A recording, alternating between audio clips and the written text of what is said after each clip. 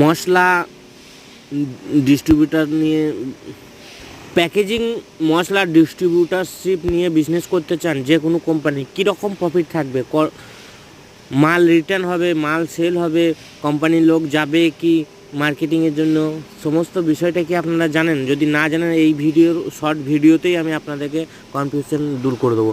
প্রথমত, প্যাকেজিং যে সমস্ত মশলার বিজনেস আছে সেগুলো নিয়ে আপনারা মার্কেটিং করলে, ব্র্যান্ড নন ব্র্যান্ড মানে ছোটোখাটো ব্র্যান্ডের নিয়ে কাজ করলে ভালো রকম প্রফিট পাবেন। আর দ্বিতীয় কথা হচ্ছে, বেশিরভাগ কোম্পানি আপনার মাল রিটার্ন নেবে না, নিজের ক্যালিতে মাল বেচতে হবে এবং প্রফিট তো অনেক মার্জিন বেশি পাওয়া যাবে নন ব্র্যান্ডে, এবং মার্জিনের অঙ্কটা একটু কমে যাবে। আর এই সমস্ত কোম্পানি যদি নিতে চান, এটা হচ্ছে রানীগঞ্জের কোম্পানি, অবশ্যই কমেন্টে বক্সে কমেন্ট করবেন, তাহলে আমি কন্ট্যাক্ট নাম্বার আপনাদেরকে দিয়ে দেবো। মনপসন্দ কোম্পানি।